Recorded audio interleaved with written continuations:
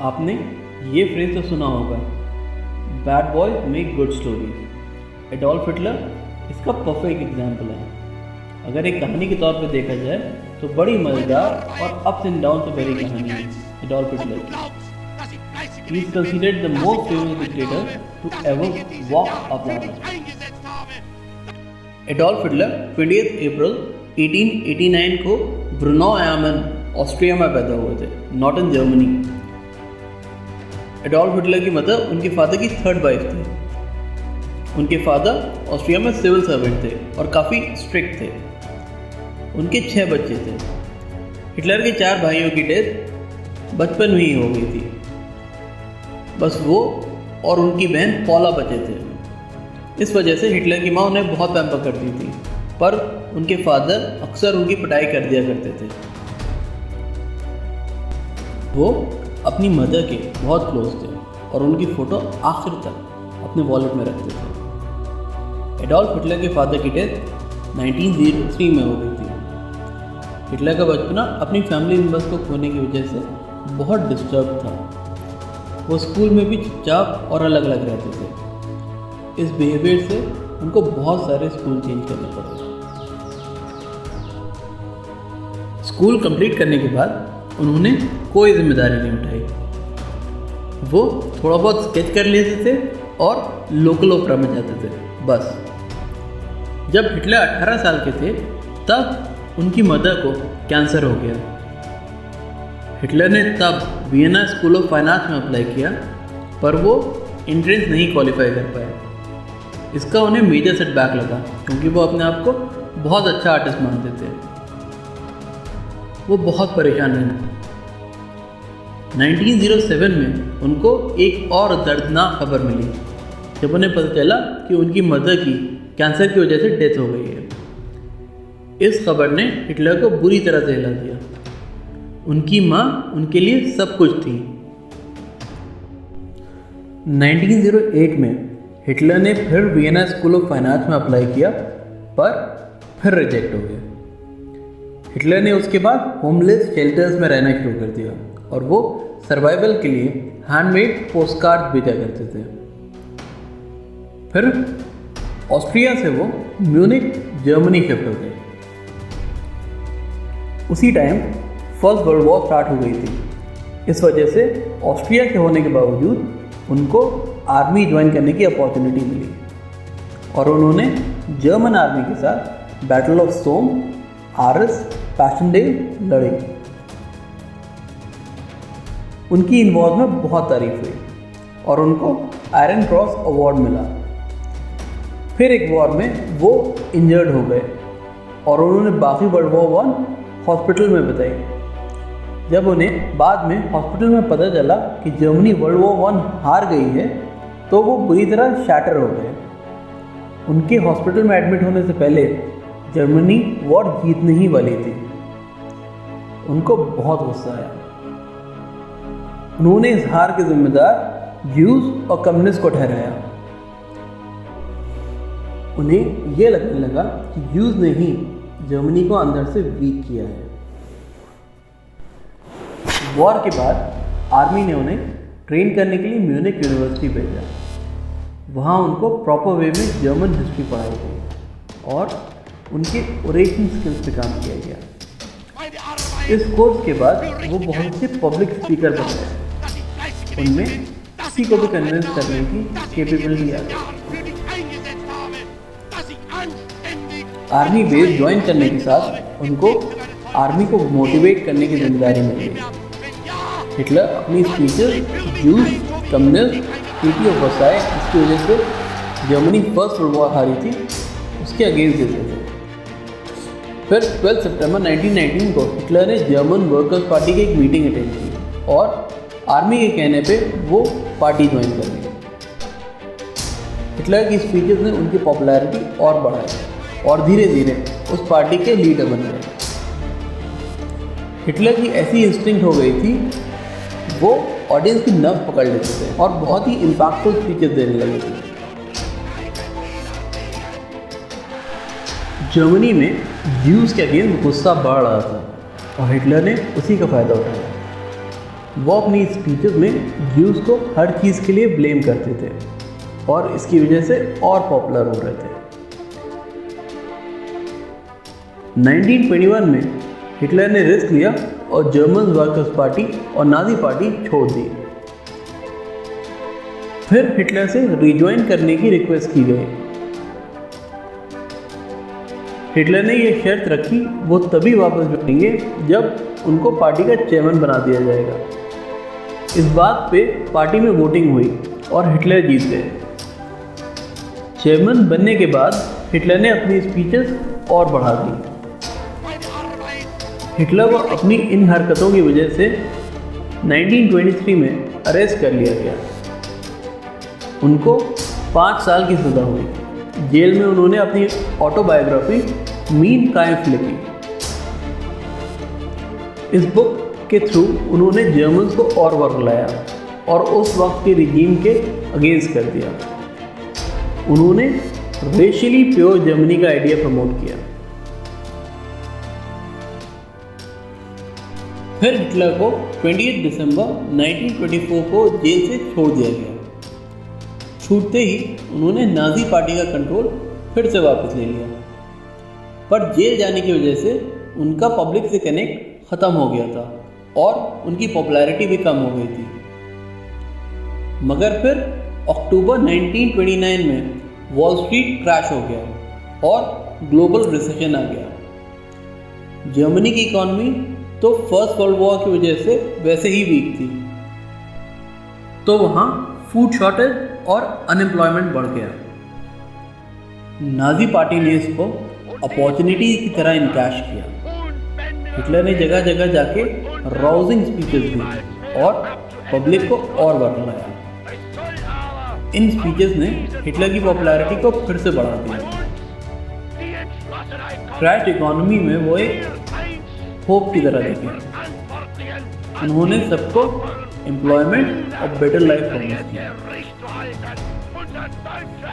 साथ साथ में जर्मन पार्लियामेंट अलग अलग पार्टीज में पॉलिटिकल डिफरेंस होने की वजह से क्रैश हो गया। इस पॉलिटिकल डेडलॉक से निकलने के लिए हिटलर का नाम चांसलर के लिए फ्लोट हुआ और वो 30 जनवरी 1933 को चांसलर बन गए।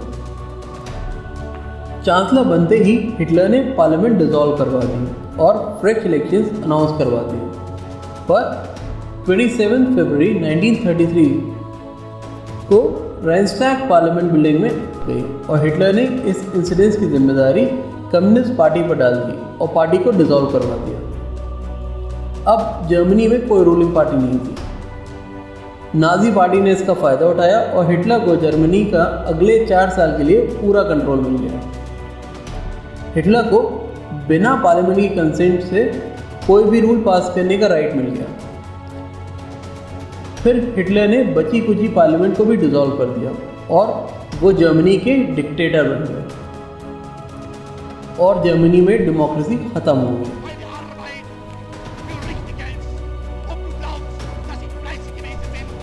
आने वाले महीनों में हिटलर ने बाकी सारे पॉलिटिकल लीडर्स को जेल में या कंसंट्रेशन कैंप्स में डलवा दिया।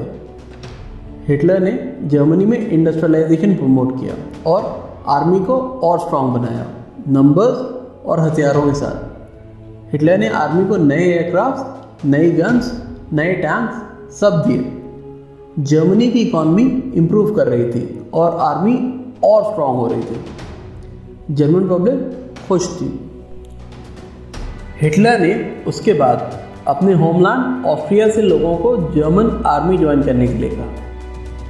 जब ऑस्ट्रियन गवर्नमेंट ने रेजिस्टेंस दिखाया तो हिटलर ने अपने 4000 आर्मी मेंबर्स के साथ एक जीप में आगे आगे जाके 12 मार्च 1938 को ऑस्ट्रिया में एंटर किया। इतनी बड़ी आर्म फोर्स को कोई रेजिस्टेंस नहीं मिला और ऑस्ट्रिया जर्मन कॉलोनी बन गई। ऑस्ट्रिया के बाद हिटलर ने चेकोस्लोवाकिया पर रुख किया।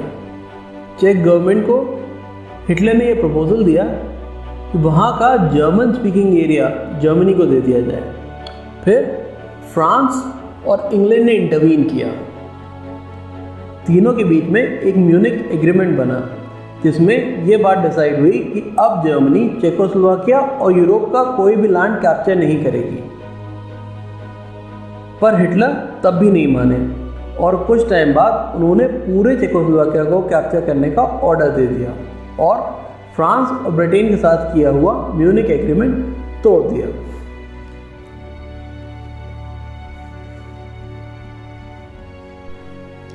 म्यूनिक एग्रीमेंट को तोड़ने के बाद हिटलर ने इंटरनेशनल कम्युनिटी को अपने अगेंस्ट कर लिया था और ये बात आम हो गई थी, हिटलर को ट्रस्ट नहीं किया जा सकता।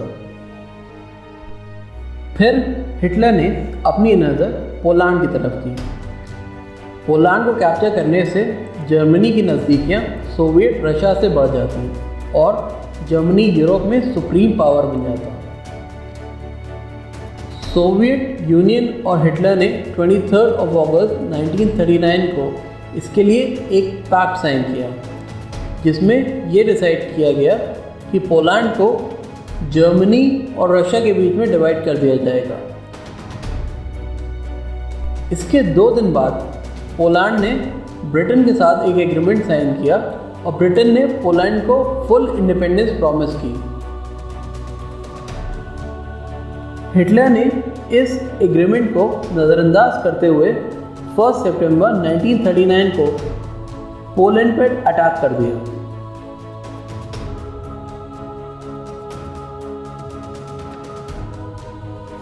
दो दिन बाद फ्रांस और ब्रिटेन ने जर्मनी पर अटैक करने का अनाउंस कर दिया और वर्ल्ड वॉर 2 की शुरुआत हो गई।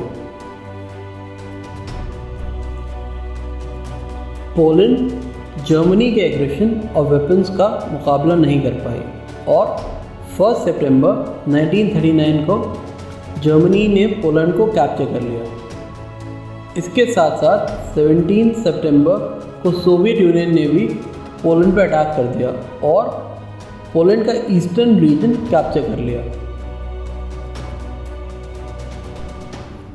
फ्रांस और ब्रिटेन फोर्सेस ने इस एनेक्सेशन पे कोई मूवमेंट नहीं किया और कोई रेजिस्टेंस नहीं दिखाया। इससे हिटलर के हौसले और बढ़े और वो आगे की प्लानिंग करने लगे। हिटलर ने जर्मनी के वेस्टर्न बॉर्डर पे अपनी फोर्सेस और बढ़ाई। फिर हिटलर ने इसके बाद डेनमार्क और नॉर्वे का रुख किया। उनको एनेक्स करने के बाद बेल्जियम, हॉलैंड और फ्रांस को कैप्चर करने का इरादा बनाया। 10 मई 1940 को जर्मन फोर्सेस हॉलैंड और बेल्जियम में एंटर हुई। इसके अगेंस्ट फ्रांस और इंग्लैंड की फोर्सेस भी एंटर हो गई। अब फ्रांस और जर्मनी में डायरेक्ट वॉर शुरू हो गई। जर्मन फोर्सेस ने चारों तरफ से फ्रांस और इंग्लैंड की अलाइड फोर्सेस पर अटैक करना शुरू कर दिया और जैसा कि इंग्लैंड की आदत है, उन्होंने इंग्लैंड फ्रांस की अलाइड फोर्सेस से अपने आप को विड्रॉ कर लिया। इस इवेंट को हिस्ट्री बुक्स में डंकर्क इवैक्यूएशन के नाम से जाना जाता है। फिर हिटलर ने अपना फोकस फ्रांस की तरफ शिफ्ट किया और एक मेजर सर्ज में 14 जून 1940 को जर्मन फोर्सेस ने पेरिस को कैप्चर कर लिया। 8 दिन बाद हिटलर की मीटिंग फ्रेंच काउंटर पार्ट से उसी रेलवे कैरेज में हुई जो फर्स्ट वर्ल्ड वॉर में फ्रांस ने कैप्चर कर लिया था। और जैसे कि हिटलर की आदत थी, फिर हिटलर ने पूरे पेरिस का राउंड एक ओपन जीप में किया। एफिल टावर के साथ साथ सारे मेजर स्पॉट्स कवर किए।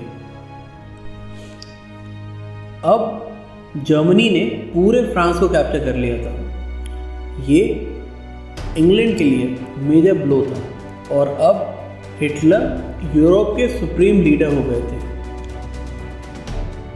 and was widely considered as a hero in entire Europe. Hitler ने अलाइड फोर्सेस से फर्स्ट वर्ल्ड वॉर का बदला ले लिया था।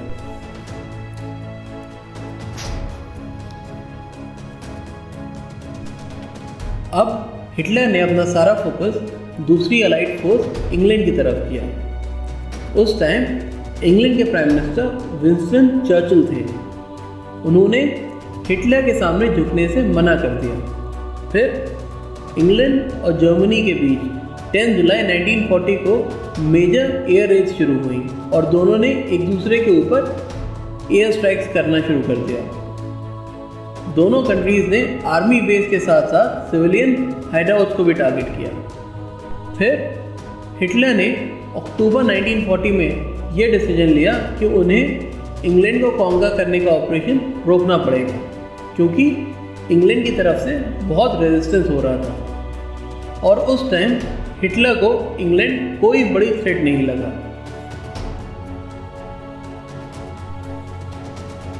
अब हिटलर ने अपना ध्यान रशिया की तरफ लगाया और अपने हाई कमांड को इंस्ट्रक्शन दिया कि रशिया को कैप्चर करने का फुल स्केल प्लान तैयार करें। इस ऑपरेशन का नाम ऑपरेशन बारबोसा रखा गया। हिटलर ने इस ऑपरेशन को अपना सबसे बड़ा ऑपरेशन बनाया और प्लान किया कि जर्मन आर्मी दुनिया का सबसे बड़ा लैंड इन्वेजन करेगी रशिया को कैप्चर करके। हिटलर ने इंस्ट्रक्शन दिया कि 3 मिलियन की आर्मी तैयार की जाए और रशिया को 3 तरफ से अटैक किया जाए, north, central and south. Central task force को मॉस्को को टारगेट करने की जिम्मेदारी दी गई थी। नॉर्थ टास्क फोर्स को Leningrad also known as Saint Petersburg को कैप्चर करने की जिम्मेदारी दी गई थी। हिटलर ने टास्क फोर्स साउथ को यूक्रेन को कैप्चर करने की जिम्मेदारी दी। ये ऑपरेशन 22 जून 1941 को शुरू हुआ। स्टार्टिंग में सब हिटलर के मुताबिक हुआ और जर्मन फोर्सेस ने रशियन फोर्सेस पे जमकर अटैक किए। बहुत सारा लैंड कैप्चर कर लिया। फोर्सेस को लगने लगा कि वो जल्दी पूरा रशिया कैप्चर कर लेंगे। इस अटैक से स्टालिन तक सदमे में आ गए थे और उन्होंने अपने आप को सब चीज़ों से दूर कर लिया। पूरी रशियन आर्मी हफ्तों तक बुरी तरह से शॉक में आ गई थी।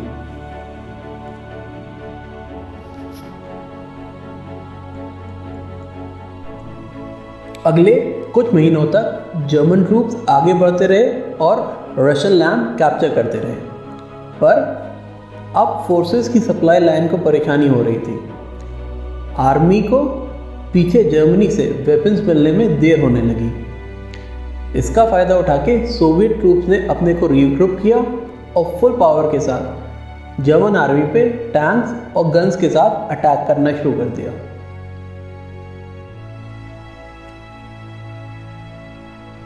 उन फोर्सेस को रशिया में एक्सट्रीम क्लाइमेट कंडीशन भी फेस करनी पड़ रही थी। वहाँ पूरी बैटलफील्ड फ्रीज हो गई थी। जर्मन ट्रूप्स इस तरह की क्लाइमेट कंडीशन में लड़ने के लिए तैयार नहीं थे और उन्हें बहुत डिफ़िकल्टीज फेस होने लगी। हिटलर ने अपनी प्लानिंग में रशिया की एक्सट्रीम कंडीशंस को एनालाइज नहीं किया था। वहाँ उस टाइम सब ज़ीरो टेम्परेचर हो गया था, हर चीज़ फ्रीज हो गई थी। जर्मन टैंक्स पेट्रोल पे चलते थे और वो भी इस टेम्परेचर में फ्रीज हो गए थे। जर्मन फोर्सेस को बहुत डिफ़िकल्टी हो रही थी। रशियन फोर्सेस को रिग्रुप करने का टाइम मिल गया। वो इन कंडीशन में लड़ने के लिए ट्रेंड थे।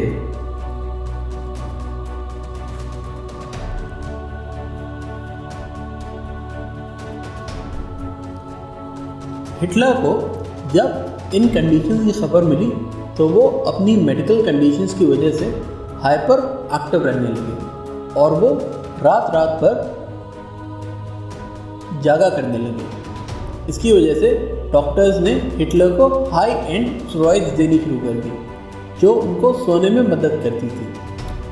पर इन स्टेरॉइड्स की वजह से हिटलर अगले दिन आधे दिन के बाद सोकर उठते थे, जिसकी वजह से उनकी डिसीजन पावर पे असर होने लगा और वो सही डिसीजन नहीं ले पा रहे थे।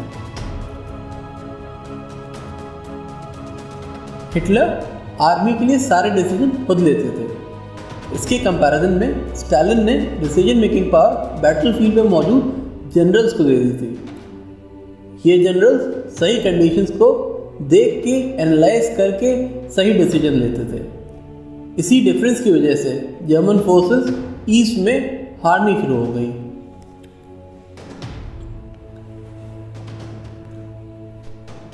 इसके पैरेलल जर्मनी में जर्मन्स ने ज्यूज के अगेंस्ट अपना पुराना गुस्सा बरकरार रखा और ह्यूमन हिस्ट्री का सबसे दर्दनाक किस्से को अंजाम दिया, जिसका नाम है हॉलोकॉस्ट।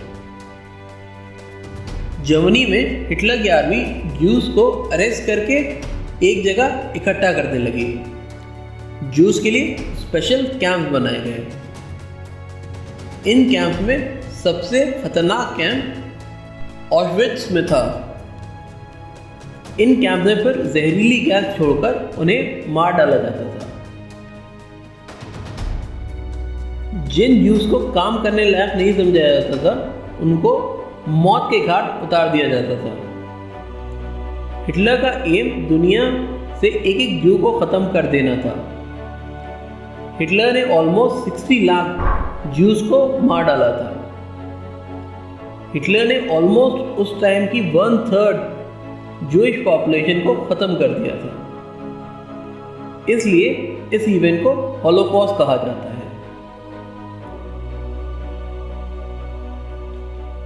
इस हॉलोकॉस्ट को अंजाम देने के लिए जर्मनी की बहुत सारी आर्मी की भी ज़रूरत पड़ी। इसके साथ साथ जर्मनी के अलाय जापान ने यूनाइटेड स्टेट्स पे पर्ल हार्बर पे अटैक कर दिया था और जर्मनी को कुछ अपनी आर्मी उनकी हेल्प के लिए भी भेजनी पड़ी। जर्मनी अब एक साथ यूनाइटेड स्टेट्स और रशिया के साथ एक साथ लड़ रही थी। 1942 में German forces Russian capital Moscow में घुस गई, लेकिन वहां उनको रशियन फोर्सेस ने खदेड़ दिया। अब हिटलर ने जर्मन आर्मी को रशिया के इंडस्ट्रियल एरियाज पे अटैक करने के लिए कहा। वहां स्टालिनग्राड में रशियन आर्मी और जर्मन आर्मी के बीच घमासान जंग हुई।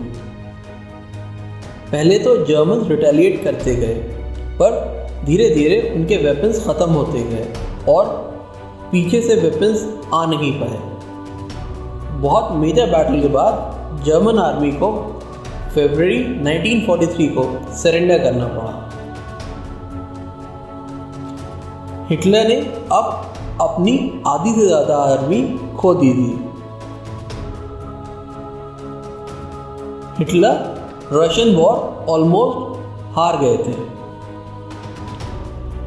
अब हिटलर बहुत परेशान हो गए थे और मेंटल बैलेंस भी खो रहे थे। हिटलर के कैंपेन में फाइनल रोड ब्लॉक 6 जून 1944 को आया। अलाय फोर्सेस ने जर्मनी पे अटैक कर दिया। हिटलर सेडेटिव्स लेके सो रहे थे और वो ट्रूप्स को कोई ऑर्डर नहीं दे पाए। अलाइड फोर्सेस ने अब जर्मनी के अंदर अपना बेस बना लिया था और वहीं से इंडस्ट्रियल एरियाज पे बॉम्बिंग शुरू कर दी थी। हिटलर ने फ्रस्ट्रेशन में अपनी आर्मी के जनरल्स को सैक कर दिया। उनके समझ में नहीं आ रहा था कि क्या करें।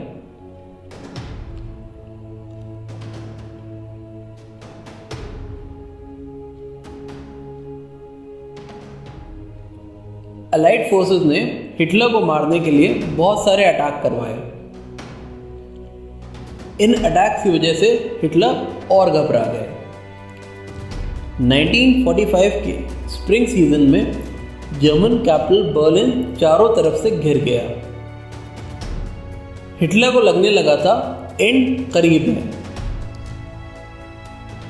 उन्होंने वॉर से हटकर अपनी एक मिस्ट्रेस ईवा ब्राउन से 29 अप्रैल 1945 को शादी करने का फैसला किया। ईवा ब्राउन उनके साथ करीब 15 साल से थी। फिर नेक्स्ट डे 30 अप्रैल 1945 को 1 बजे हिटलर ने अपने आप को अपने बंकर में एक प्राइवेट चेम्बर में लॉक कर लिया। थोड़ी देर बाद एक गोली की आवाज़ सुनाई दी। जब दरवाज़ा तोड़ा गया तो पता चला हिटलर ने साइनाइड कैप्सूल खाने के बाद अपने आप को राइट साइड वाली कनपट्टी पे गोली मार ली थी। ये देख के उनकी वाइफ ने भी साइनाइड खा ली थी। अपनी 56 ईयर्स की ज़िंदगी में हिटलर ने पूरी दुनिया को हिला दिया था। वो 1940s में दुनिया के सबसे ताकतवर इंसान थे। पूरी दुनिया को कैप्चर करने की सनक ने उन्हें बर्बाद कर दिया।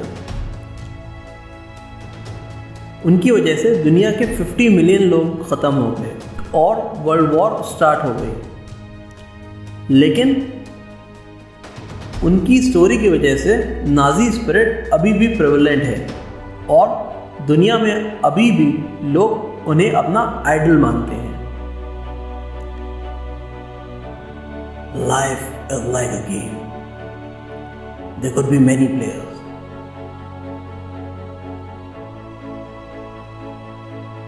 If you don't play with them, they will play with you. Adolf Hitler.